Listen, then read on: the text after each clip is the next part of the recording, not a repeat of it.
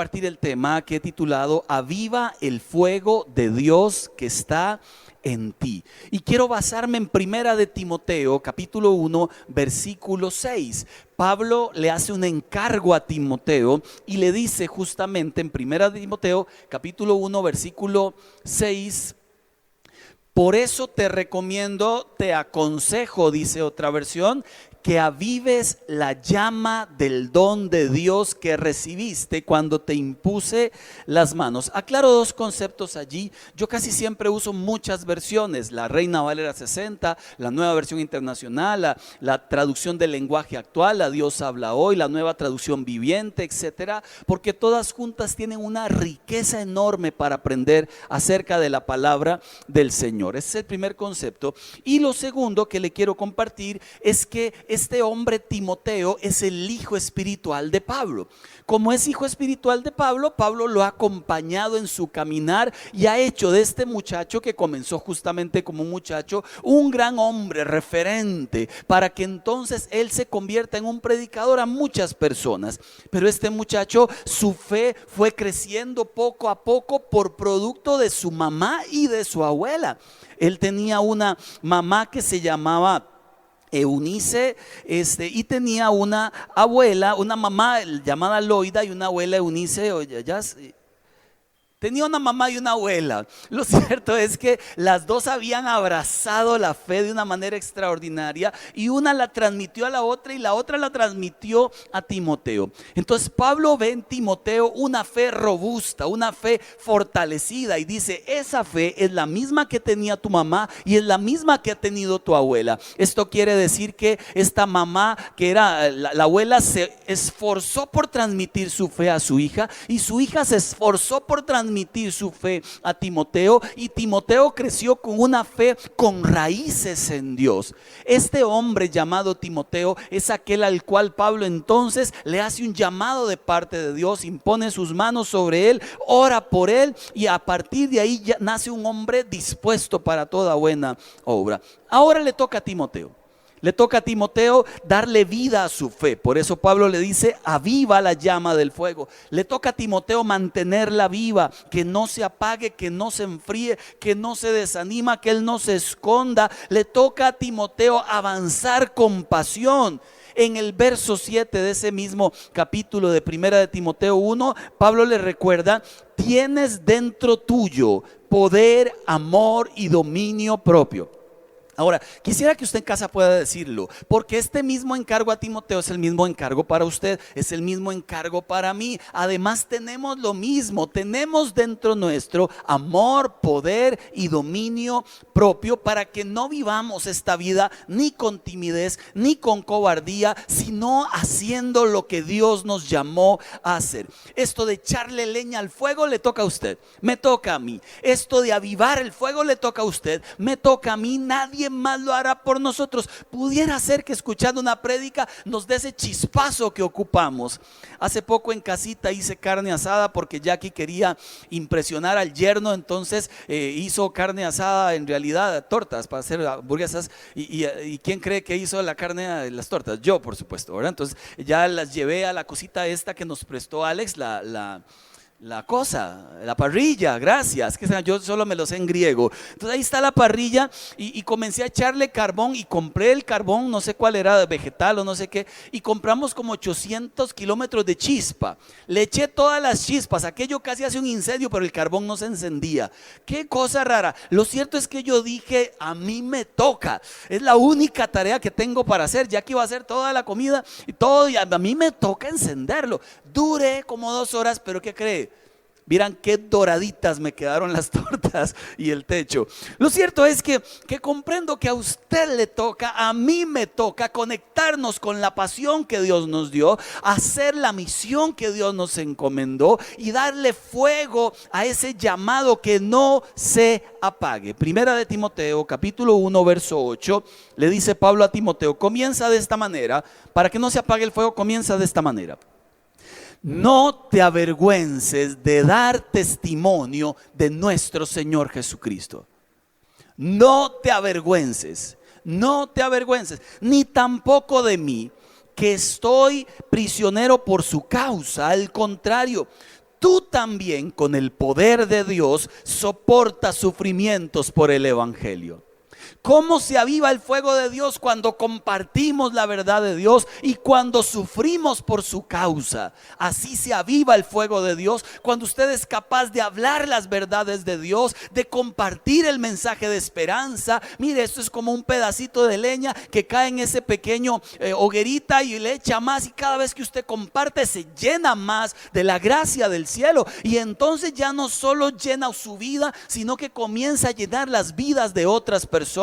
¿Quiere usted volver a avivar el don de Dios? Comience a compartir el mensaje de esperanza, porque no se puede callar aquello que Dios hizo por nosotros. No se puede callar. Me doy cuenta que hoy en las redes y la gente que no cree en Dios se llena la boca hablando de las mentiras, se llena la boca hablando de ideologías, de falsedades, se llena la boca defendiendo el aborto y se llena la boca defendiendo lo indefendible. Usted y yo tenemos la verdad del cielo, un tesoro en vasijas de barro. Nosotros deberíamos jactarnos, llenarnos la boca hablando del Dios en el cual hemos creído. Y justamente es lo que el apóstol Pablo afirma y lo dice en Primera de Timoteo capítulo 1 verso 12.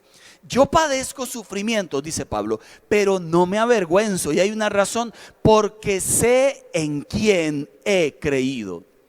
Aquella persona que habla de Dios sabe por qué es que habla de Dios. Aquella persona que testifica del amor de Dios sabe en quién ha creído. Él fue el que me salvó, Él es el que me santificó, Él es el que a través de su gracia quebró el poder de la muerte. Él es el que me da esperanza, Él es el que me levanta, Él es el que me ha preparado una casa allá en el cielo, Él es el que me da fuerza espiritual, Él es el que transforma mañanas en futuros provechosos. Él es el que arranca todo temor de mi vida. Él es lo presente, lo antiguo, lo futuro. Él es el primero y el último. Él es todo en la vida. Por eso no me avergüenzo. Hay una razón, hay una razón. Yo sé en quién he creído. Su mensaje hoy para usted, para cualquier persona que sea llamado creyente, donde quiera que se encuentre y bajo el nombre denominacional que usted quiera tener, usted fue llamado a proclamar las verdades de Dios, y nos pedirán cuentas de a cuánta gente les proclamamos esas verdades. Si la gente no se avergüenza de proclamar mentiras, menos usted y yo de proclamar verdades. Si la gente no se avergüenza de unirse para hacer campañas contrarias a la verdad de Dios, menos usted y yo debemos avergonzarnos, porque sabemos en quién hemos creído. ¿Cómo hago entonces para darle leña al fuego, vida a la vida que Dios me ha dado por dentro? Dice la palabra del Señor, Juan 7, 37 y 38. Mire qué belleza de versículo. Dice la palabra del Señor, Juan 7, 37 y 38. El último día del festival, el más importante, Jesús se puso de pie y gritó a la multitud: todo el que tenga sed puede venir a mí, todo el que crea en mí puede venir y beber, pues las escrituras declaran: de su corazón brotarán ríos de agua viva. ¿Qué es lo extraordinario en una cita como estas? Lo extraordinario es que una vez que usted le entrega su corazón a Dios, Él te va a llenar tanto y te va a saciar, que de su propio interior usted va a dar vida a otras personas a través de esta agua que brota de sus palabras, de sus acciones, de sus conductas, de sus miradas, de su corazón. Su propia vida será testimonio a las demás personas, porque estarás lleno de Dios. ¿Sabe? Me gustan muchísimo los encargos que le hace Pablo a Timoteo, porque aquí hay uno tan específico y tan pertinente para nuestros días. Dice la palabra en 2 de Timoteo capítulo 4 versículos 1 en adelante: en presencia de Dios y de Jesucristo, que ha de venir en su reino y que juzgará a los vivos y a los muertos. Ojo, te doy este solemne encargo, primario encargo, encargo prioritario de urgencia. Y comienza con 3 encargos en uno. Número 1, predica la palabra. Predica la palabra. Persiste en hacerlo, sea o no oportuno. corrige, reprende, anima, ojo, con mucha paciencia sin dejar de enseñar. Hablemos de este primer punto. Predica la palabra, habla de tu fe, comparte a otros lo que sabes, predica la palabra. Me gusta la forma en que lo plantea Pablo. Número uno, la palabra clave, persistencia. Usted persista, no se deje llevar por lo que ve en sus ojos, persista, siga insistiendo. Si le dan permiso, usted no va a violar el derecho de nadie, ni va a invadir a nadie. Si te abren la oportunidad, usted pase, hable, comparta, diga, y cuando no ve mucho fruto, insista y vuelva a llevar palabra, porque hay gente que al principio se plantea muy dura, pero Dios poco a poco en sus procesos comienza a trabajar en sus corazones. Recuerde que usted no cambia a nadie, ni yo tampoco, ni podemos forzar a que alguien cambie. Solo podemos hablar de su verdad, y la misma palabra que se siembra producirá un fruto en la persona, porque como dice Isaías, esta palabra que Dios mismo envía no se devuelve vacía, siempre produce un fruto en el corazón de la gente, siempre lo produce, porque hay algo que ocurre en las verdades de Dios que cambian.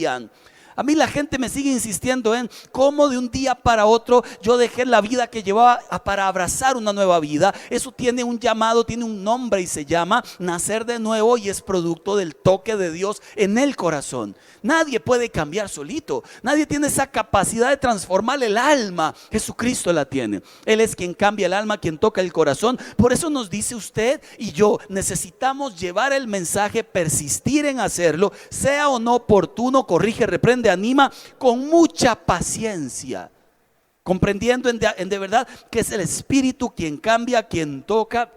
Por eso le digo, la perseverancia es la clave. Me gustan dos ejemplos. El primero es Jeremías. Jeremías Dios lo mandó a predicar, pero resulta que nadie se le convertía.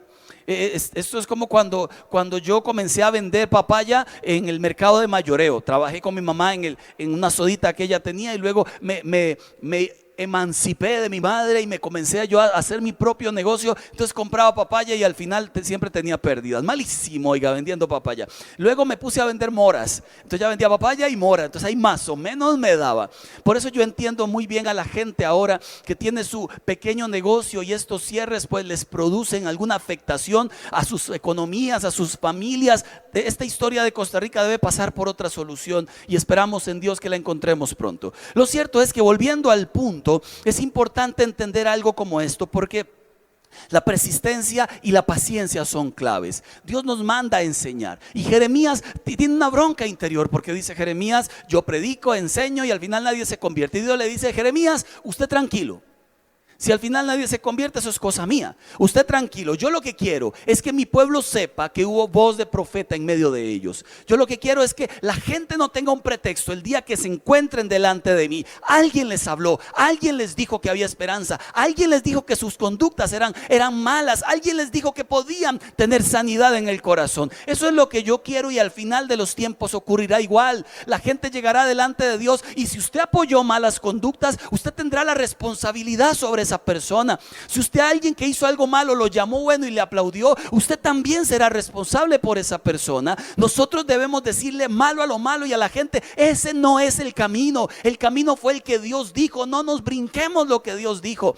Y entonces se conviertan o no, ojalá que sí. Y si no lo hicieran, algún día delante de Dios usted podrá decir: Señor, cumplí obedientemente mi misión, cumplí, hablé, fuera oportuno, no, fui insistente, esperé, oré por la persona, esperando que tu espíritu le tocara, esperando que tu espíritu le transformara. El segundo ejemplo es Juan el Bautista. Juan el Bautista predicó solo por 6 meses, y la misión de él era hacer volver el corazón de los hijos a los padres, de los padres a los hijos. Pero me pregunto, en 6 meses, ¿cuántos corazones se volverían? Posiblemente pocos, o posiblemente ninguno, no lo sé. Solo sé que él fue obediente y predicó el camino del arrepentimiento, y le dijo a la gente que el Señor volvía, y cuando se lo encontró en el camino dijo: ya ahora él tiene que crecer y yo desaparecer, porque mi misión se trataba de él. Usted y yo tenemos una encomienda, y es compartir el mensaje. Le vuelvo a repetir: no se puede callar aquello que tiene el potencial de transformar.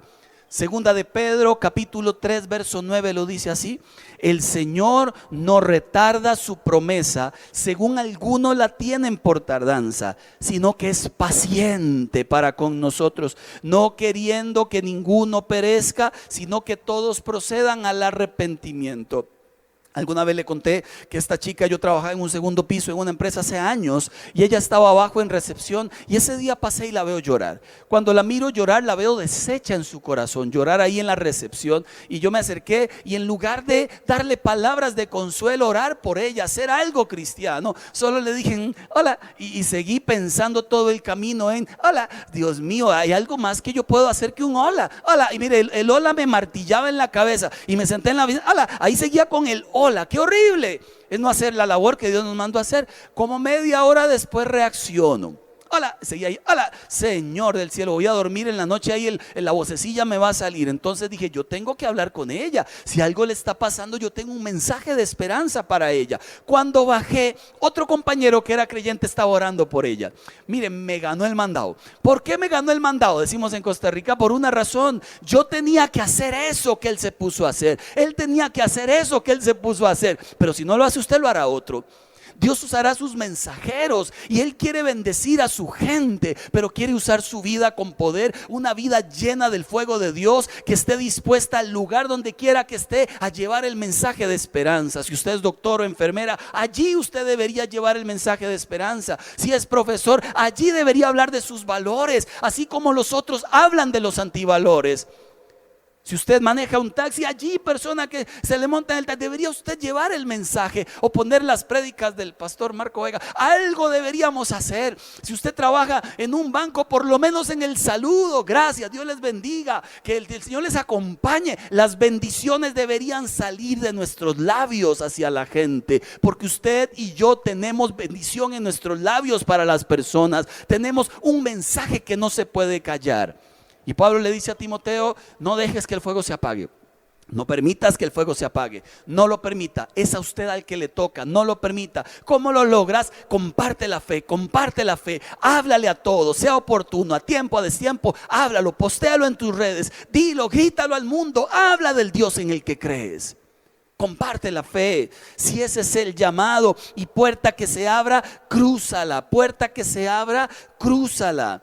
Yo quizás justamente alguna vez escuché una historia como estas y anduvo ahí por Facebook dando vueltas, que alguien le hizo una oración a Dios y le decía, mira Señor, este mundo perdido, cuántas familias rotas, cuántos niños en abandono, cuánta maldad en el mundo, cuánta gente sufriendo, cuánto dolor, ¿qué has hecho al respecto? Y el Señor le dijo, te hice a ti.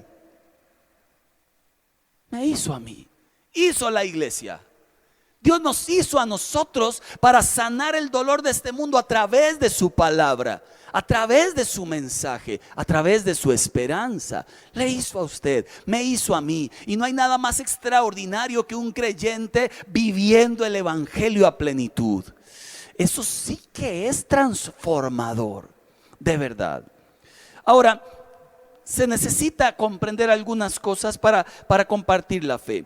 Número uno, se necesita comprender de qué tamaño es el amor de Dios. Dice Primera de Pedro capítulo 1 verso 18, como bien saben, ustedes fueron rescatados de la vida absurda que heredaron de sus antepasados. El precio, porque hubo un precio de ese rescate, no se pagó con cosas perecederas como el oro, la plata, sino con la preciosa sangre de Cristo Jesús. ¿Cuánto vales? ¿Cuánto vale una persona? ¿Cuánto vale el que está bien y cuánto vale el que está sumido en muchos pecados? ¿Cuánto vale el que lo ha hecho bien y cuánto vale el que lo ha hecho mal? Valen lo mismo. Delante de Dios cualquier persona vale su sangre. Él murió en la cruz y derramó su sangre como el precio requerido para libertarlos del pecado. Las personas valemos igual delante de Dios, y por esa razón tenemos que verlos con ojos de gracia, de misericordia, así como nosotros fuimos vistos con ojos de gracia y de misericordia. Y en lugar de decir, ¿por qué son tan duros?, seguir orando para que Dios quiebre esa dureza del corazón, porque hay algunos que fuimos duros. Helen fue dura, Luis Diego más o menos, pero Joaquín fue durísimo. Habíamos algunos que fuimos durísimos, amén, ve, ahí lo confirma. Hay unos que, mire, no a la primera ni a la segunda, necesitamos como 40 dosis para entender el mensaje. ¿Por qué 40 dosis? Porque el corazón se había endurecido tanto, pero tanto, que por más que le daban mazazos con el mazo de amor, al final no se quebraba el corazón. Siempre duro, protegiéndose a sí mismo de tanta cosa fea, cuando Dios lo que quiere es cambiar el corazón del ser humano por uno nuevo, que vuelva a creer, que vuelva a amar, que vuelva a sentir. Jesucristo tenía un amor profundo por las personas, por la mujer sorprendida en adulterio. Sí, estaba en adulterio y así se le llama adulterio, pero el Señor le dijo: no peques más. Y en todas las conductas sexuales es lo mismo. Al publicano Zaqueo era un ladrón y robaba, y el Señor dice: sí, eso no se hace más, pero venga para enseñarte cómo enmendar ese error. A la mujer samaritana envuelta en relaciones, por ahí no es. Venga para enseñarle que si usted toma de mí, entonces tendrás un agua que saciará tu alma y a toda la gente a tu alrededor. ¿Se da cuenta qué lindo es el Señor? Que veía a la gente como ovejas sin pastor y recibió a todos y a todas las conductas, pero nunca para dejarlas igual. Eso lo he repetido tantas veces, nunca para dejarlas igual. ¿Qué se necesita para despertar en nuestra misión de compartir la fe? Entender que estamos en una guerra espiritual. Dice la palabra en Efesios capítulo 6, verso 15: y calcen sus pies con la disposición de proclamar el evangelio de la paz. Lo que está diciendo es: una de las armas poderosas en este reino espiritual que vivimos es compartir la palabra. Es hablar de Dios, es hablar de sus bondades, es hablar de justamente las dos cosas, de su amor y de su justicia. Y entonces usted estará peleando la verdadera batalla espiritual. ¿Por qué le digo esto? Porque cuando alguien se convierte, está siendo trasladado del reino de las tinieblas al reino de la luz. Cuando alguien le entrega su corazón a Cristo, se le está arrancando esa venda que no le permitía ver. Y ahorita usted está pensando en cuántos familiares tiene, que tienen una venda, que no ven con claridad, que siguen en sus conductas desastrosas, haciéndose daño y haciendo daño a otros. Y ahí está usted para decirles: Dios tiene un plan mejor, un camino diferente, un plan extraordinario para la humanidad. Dios cambia, pero hay una guerra espiritual real que se da en medio de momentos como estos. Número 3, que ahí la tenemos como el 4, Rosy, es entender que necesitamos confesarlo por una verdad. Mateo 10:32: a cualquiera que me confiese, que me reconozca delante de los hombres, yo también lo confesaré delante de mi Padre que está en los cielos. Y cualquiera que me niegue delante de los hombres, yo también lo negaré delante de mi Padre que está en los cielos. A veces negarse a confesarlo es igual que negarlo. O sea, simplemente no voy a hablar de él y punto. O sea, nosotros los creyentes hablamos de Dios, compartimos de Dios, compartimos esperanza. Y el Señor promete: si usted me confiesa, yo lo confieso, usted será conocido allá en el cielo. Pero si usted me niega, yo lo niego. Después de que nos dio todo, eso es ser muy mal agradecido, ¿no es cierto? Sumamente mal agradecido. Después de que alguien nos ha bendecido, nos ha apoyado, como el hijo que el papá le pagó la universidad, le pagó la vida, y al final se fue de la casa y ni le habla, y está bravo con el tata, ¿verdad? Y el papá se esforzó por ser un buen papá, bueno, ahí más o menos, ¿verdad? Pero por lo menos la pulsió. Ahora el hijo se va de casa y ¿qué me importa mi tata? ¿Qué me importa mi familia? Yo me largo porque ya soy grande, ya tengo 19, ¿verdad? Entonces ya me voy. Y ahí el muchacho se va para no sé dónde, olvidándose de sus padres. Ahora gana 400 más que sus padres y 400% más, y ni les ayuda, ni los bendice, porque ha olvidado la gratitud. ¿Qué le pasa a la gente que han olvidado la gratitud con Dios? Dios a ti no te dio un pedacito de amor, te dio su amor completo. A ti no te regaló una rebanada de su misericordia, te abrazó con su misericordia. No te dio un gallito de gracia, es que te dio gracia completa, porque Jesús murió completo y nos pide a nosotros que por completo nos entreguemos a Él. En dedicación, en amor, confesándolo, hablando de Dios, hablando de su gracia transformadora. Punto 2. El primer punto era: predica la palabra, predica la palabra. Punto 2, porque esto es lo que está pasando hoy y fue advertido por Pablo a Timoteo hace 2000 años atrás. Primera de Timoteo 4, verso 3 y 4. ¿Por qué es necesario predicar? porque llegará el tiempo, y ya ha llegado, en que no van a tolerar la sana doctrina, sino que llevados de sus propios deseos, se rodearán de maestros que les digan las novelerías que quieren oír. Dejarán de escuchar la verdad y se volverán a los mitos. Eso pasa hoy. Perdón que yo le señale allá, es que yo allá estoy viendo la pantalla, usted lo ve aquí debajo mío, pero yo siempre hago allá y debería señalar aquí, ¿verdad? Pero es allá y aquí. Ya usted comprende que si yo señalo allá, era acá. Dice la palabra de Dios que habrá un tiempo en esta humanidad en donde la gente y los mismos creyentes ya tendrán comezón de oír las verdades. Ya las verdades no los impresionarán. Ya las verdades del reino no les causarán cambio. Ya escucharán las verdades como escuchar cualquier cosa y necesitarán algo diferente. Mitos, novelas, mentiras, y por eso han crecido tanto y han proliferado las ideologías. Además que desde pequeños a los niños los van bombardeando en la música, en las escuelas, ya los van bombardeando en las series de televisión, y ya crecen con ese chip insertado en el alma del rechazo a la verdad de Dios. Esa es la sociedad que vivimos hoy, y eso es nada comparado con todo lo que estamos viviendo hoy. Hoy es el tiempo donde la gente no tolera la verdad. Hoy es el tiempo donde las verdades se cuestionan. Hoy es el tiempo donde las mentiras se aplauden. Hoy es el tiempo donde las mentiras se legalizan. Hoy es el tiempo que esta palabra se está cumpliendo. Es hoy. Por eso hoy tenemos que predicar la verdad. En los tiempos de Timoteo habían unos maestros en la antigua Grecia llamados sofistas. Se les llamaban así porque eran filósofos que actuaban como maestros profesionales de sabiduría y elocuencia, que enseñaban cualquier cosa por dinero. Sócrates decía de ellos: tratan de hacerse discípulos cobrando poco y prometiendo mucho.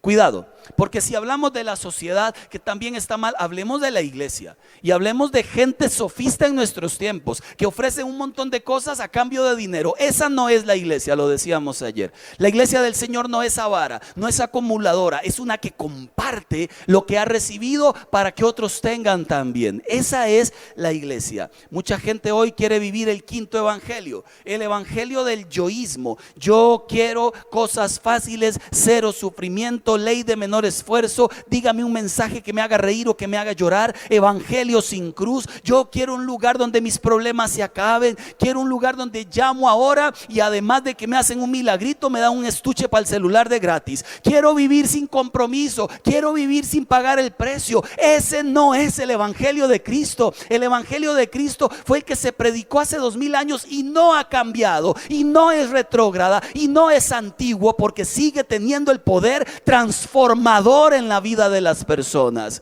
El mismo mensaje de antes es el mismo de hoy y sigue cambiando el alma, partiendo el alma en dos, sigue sacando a relucir las intenciones del corazón y cambiando, transformando. El mensaje no ha pasado de moda.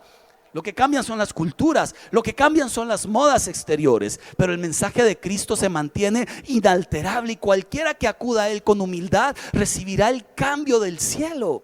Cualquiera. Hoy la consigna es: mis deseos son primero. Si te sirve, bueno, Señor; si no, usted verá qué hace. ¿Sabe? Sigo creyendo que este tiempo está hoy.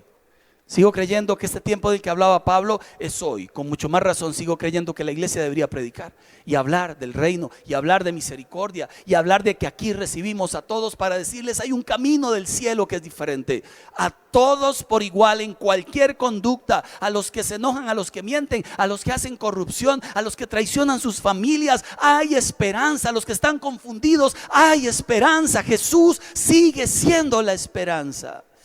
Y es muy posible que haya alguien que me esté escuchando hoy, allá, que se metió de casualidad de esas del cielo, y que se esté preguntando: ¿cómo llegué a terminar acá? Porque Dios tenía un plan contigo, porque Dios te ha estado llamando hace tiempo. ¿Y cómo terminé aquí? Porque Dios te mandó a llamar, y la Biblia enseña que lo hace con lazos de amor. Te jala y te recuerda que la plenitud de tu vida se encuentra en Él.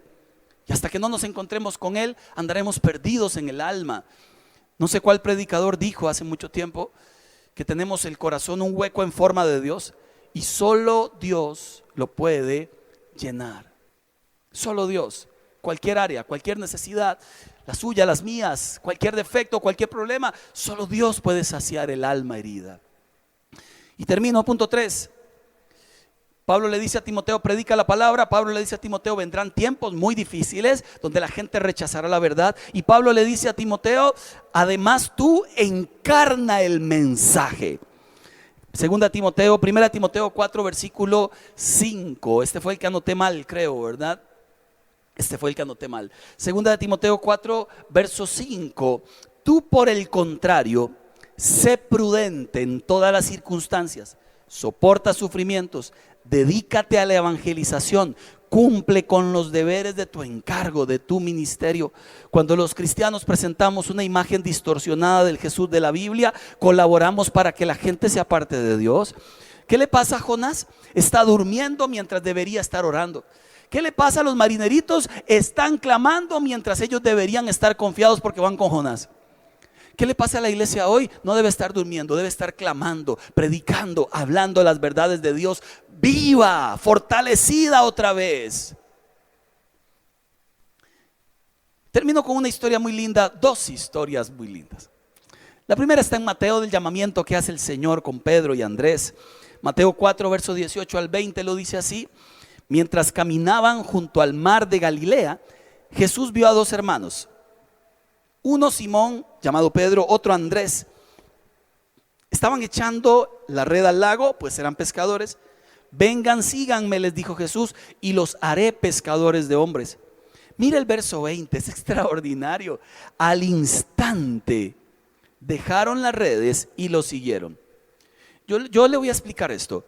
Echaban las redes porque ellos tenían planes, metas, sueños, trabajo, familia, éxito laboral, trayendo pescaditos y vendiéndolos. Eran trabajadores. Estos dos hermanos tenían su vida hecha hasta que llegó Jesús. Aunque eran de condición sencilla, esto nos recuerda a un principio. Jesús no llama al capacitado, capacita al que llama. Y esto hizo con Pedro y con Andrés. Sabía que pasarían 3 largos años para sacar de estos troncos diamantes que iluminarían al mundo. La conversación con los dos hermanos incluía 3 cosas. Vengan, una invitación.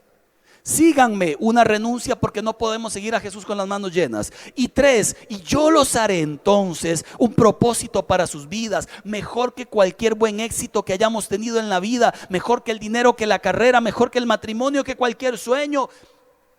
Y los haré pescadores de hombres. Digo mejor que el matrimonio. Yo amo mi matrimonio y quiero allá, aquí y hasta que la muerte nos separe, como la Biblia enseña. No obstante, allá en el cielo no nos casamos. Y lo que hacemos predicando aquí en la tierra trasciende esta tierra, trasciende todos los grandes logros que tenemos en este mundo. Es salvar personas. Eso trasciende más allá de esta vida. Es que les predicamos un evangelio que tiene el potencial de salvar personas, de salvar personas. Ese es el mayor llamamiento de cualquier ser humano en esta tierra. No hay llamado más noble, más extraordinario, más transformador, más poderoso que ser socio de Dios en la transformación de vidas, de ver gente perdida en gente encontrándose con su propósito. Por ello la respuesta de los dos hermanos fue en el verso 20 simple. Al instante dejaron las redes y lo siguieron. Tomaron una determinación: cumpliremos nuestro llamado. Tenemos la valentía del cielo, la llenura del Espíritu para cumplir el llamado que Dios nos ha realizado. Y termino con una historia, además de este llamado, del Antiguo Testamento. En esta historia el pueblo de Israel había sido sitiado por el rey Ben-Hadad, tanto que nadie podía salir de sus murallas. Entonces el pueblo estaba reunido así alrededor de su muralla, gigantescas murallas, el pueblo enemigo con el rey Ben-Hadad rodeando todo el castillo. Y resulta que ellos tenían que salir, pero no podían porque afuera estaba el ejército enemigo que los iba a destruir. Tampoco tenían un ejército para contrarrestarlo. Entonces comenzaron a padecer hambre. Después de un tiempo confinados, encerrados, comenzaron a padecer hambre y tenían que salir a los pueblos vecinos a comprar comida, pero no podían porque afuera estaba Ben-Hadad con su rey. El rey Ben-Hadad con su pueblo enemigo, con todo el ejército. Y esta es la historia que ocurre. A lo interno del pueblo comenzó la locura. Al estar encerrados sin poder salir y comer, a lo interno comenzó la locura. La gente comenzó a pensar en comer carne humana, en matar a sus hijos para comerlos. Una locura ocurrió en el pueblo de Israel. Era tal el hambre y tal el susto de salir. Lo cierto es que esta historia ocurre al final. Segunda de Reyes 7, verso 3 al 9. Sucedió que había 4 hombres con lepra sentados en la entrada de las puertas de la ciudad. Ya ellos sabían: vamos a morir, sea dentro de la ciudad o afuera. Tenemos lepra, vamos a morir. Ya no nos importa muchísimo la vida porque vamos a morir, decían ellos. ¿De qué nos sirve aquí sentarnos a esperar la muerte?, se preguntaban unos a otros.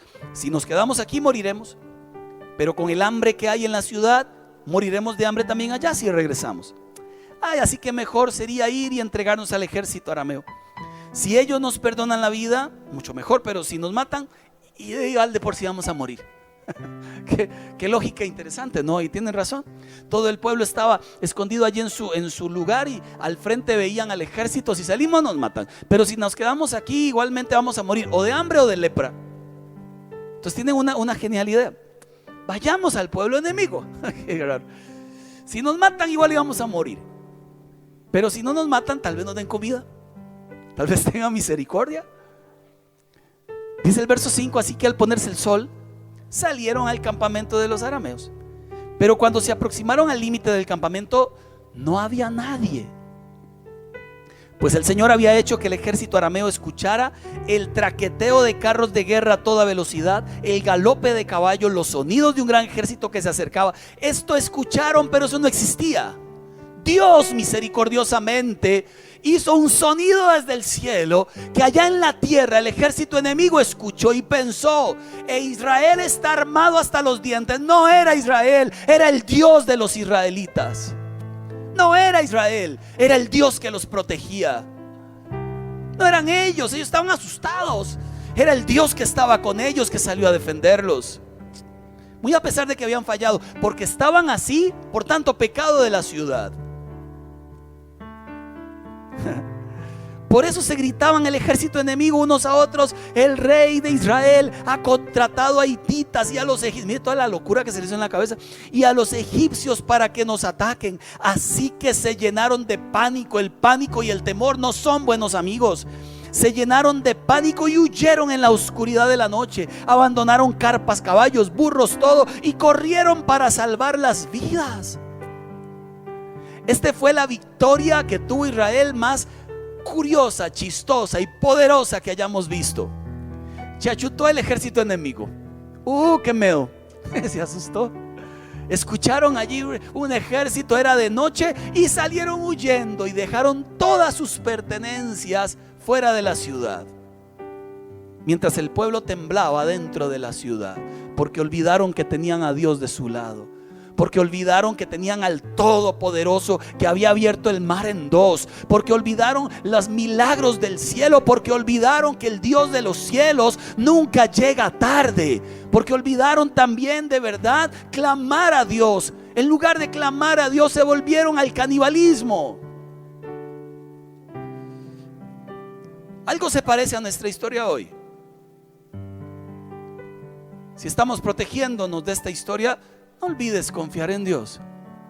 No olvides predicar de su palabra. Y mira lo que pasa, porque falta el final. Verso 8: cuando los leprosos llegan al límite, descubren de carpa en carpa, descubren que todo está vacío. Comieron, bebieron vino, sacaron plata, oro, ropa. Y miren lo que hacen: escondieron todo. Bandidos estos 4. No solo van a morir de lepra, sino que van a morir ricos, ¿verdad? Pero igual van a morir. Van y esconden todo. Finalmente, verso 9: se dijeron entre ellos: esto no está bien. Hoy es un día de buenas noticias y nosotros no se las hemos dicho a nadie. Qué linda reacción de estos 4. Qué linda reacción. ¿Sabe? De alguna forma yo miro a estos hombres con lepra, sabiendo que en algún momento van a morir. Y yo creo que nosotros igual en algún momento morimos. Si ese no es el punto. El punto es que hay que morir para llegar a la vida eterna, ¿no? Ese es el punto. Algún día nos vamos de alguna forma. El asunto es la reacción. ese chispazo que viene del cielo. El asunto es la reacción. Esto no está bien. Yo sé que mi pueblo está asustado, yo sé que la iglesia está asustada, que el mundo está asustado, pero eso no está bien. Eso no está bien. Hoy es día de buenas noticias. Hay rey en los cielos. Hoy es día de buenas noticias. El Señor sigue sentado en su trono. Hoy es día de buenas noticias. A Dios no se le ha escapado ningún detalle del pueblo que le adora. Hoy es día de buenas noticias. Dios sigue salvando a la gente que se humilla y le busca. Hoy es día de buenas noticias. Y ellos dicen, y nosotros acá en una esquinita comiendo y bebiendo y escondiendo todo el oro mientras mi pueblo está sufriendo. Hoy le traigo buenas noticias. Se lo repetí ayer, se lo repito hoy, por lo menos esta frase. David sí venció a Goliat. El pueblo de Israel sí vencieron a Faraón. Sí se abrió el mar y lo cruzaron en seco. Gedeón sí venció a los 300. Sí ocurrió. Jesucristo sí venció a la muerte. Y de generación en generación la iglesia ha atravesado situaciones difíciles, pero en todas Dios ha estado presente, porque es el Todopoderoso, Rey de los cielos y la tierra. Y es el mensaje que no cambia. Y es el mensaje que la iglesia debe llevar. Sigue habiendo esperanza en Jesús.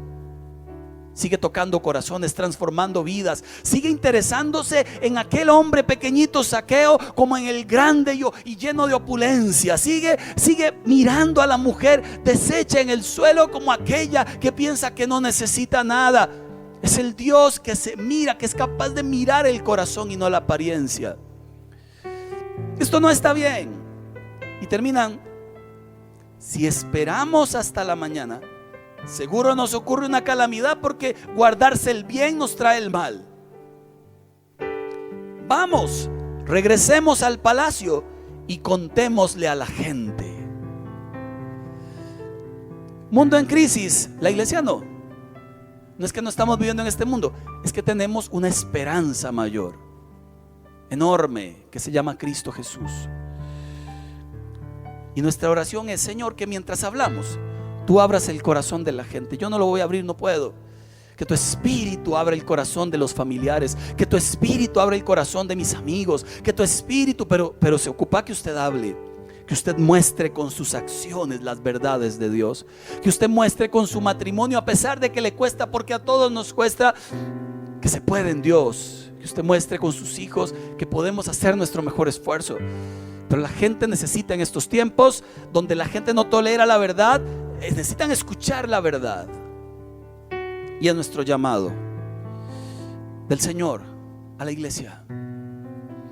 Queremos terminar con una canción. Entonces, si está en casa, quisiera que oráramos. Padre, en el nombre de Jesús, le estoy hablando a una persona que hoy debe estar conectada por allí, que se siente lejos tuyo y que entró de casualidad, que no existen los llamados del cielo. Estoy hablando posiblemente a alguien que Dios le está llamando hace rato. Y le repito las palabras que dijo Jesús hace mucho tiempo: sígueme, sígueme, y te convertiré en un discípulo capaz de salvar personas en mi nombre. Padre, hoy te pedimos que tu Espíritu Santo nos llene, que esa valentía llegue sobre nuestras vidas, que proclamemos el mensaje de salvación y esperanza, que sigamos diciendo lo que tú dijiste hace años: arrepiéntanse porque el reino de los cielos se ha acercado. Que el mensaje siga siendo transformador, que todo lo que compartamos, Señor, toque el corazón de la gente a la cual le hablemos, que podamos tener fruto de salvación. Y usted que está por vez primera por allí, dígale a Dios, si lo tiene a bien: te entrego mi corazón, te entrego mi vida, mi alma, mis pensamientos. Siéntate en el trono de mi vida, Señor. No quiero nada más ahí, no quiero ningún deseo allí. Mi único deseo tiene que ser tu amor y tu misericordia. Por favor, Señor, úsame para gloria de tu nombre. Que mi voz, que mi alma, que mis manos, que mi fuerza sea usada por tu poder para llevar mensajes de esperanza. Oramos en el nombre de Jesús, que tu gracia sea derramada y que nuestros nombres queden escritos en el libro de la vida, Señor. En el nombre de Jesús.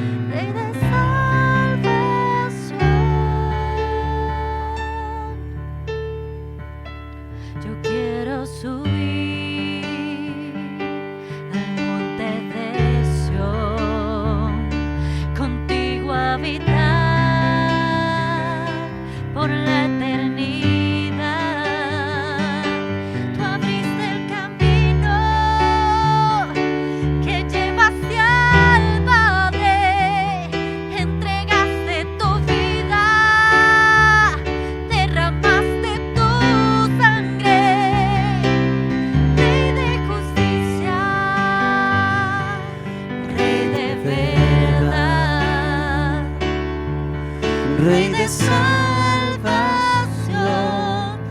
Rey de salvación.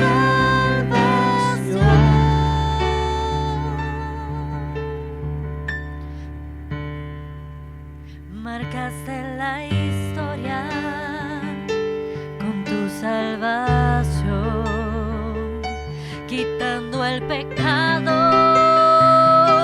que nos separó.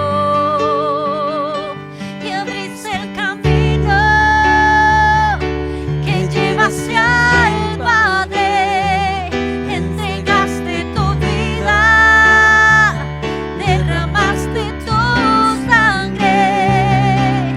Rey de justicia, Rey de verdad, Rey de salvación, Rey de salvación, Rey de justicia.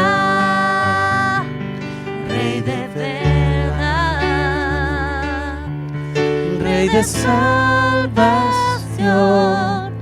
Rey de salvación.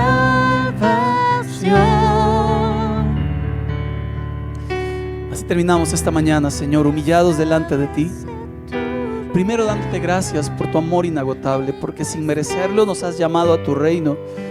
Dándote gracias por tanta misericordia, porque son nuevas cada mañana, Señor.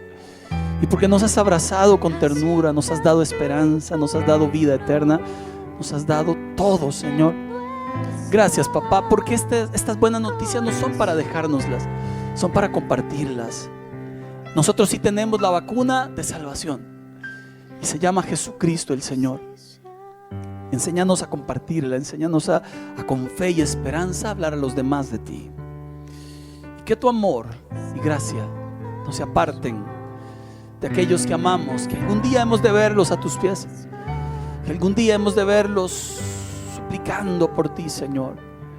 Ten misericordia de nuestra nación, ten misericordia de los políticos, ten misericordia, Señor, de los pastores, de los líderes, ten misericordia de las familias, ten misericordia de esta nación, Señor. Ten misericordia de nosotros, Dios, en el nombre de Cristo Jesús. Amén y amén. Un gran abrazo, familia, se les quiere un tanate. Dios les bendiga y hasta las nuevas noticias de esta semana, si Dios nos da vida. Un gran abrazo a todos, bendiciones.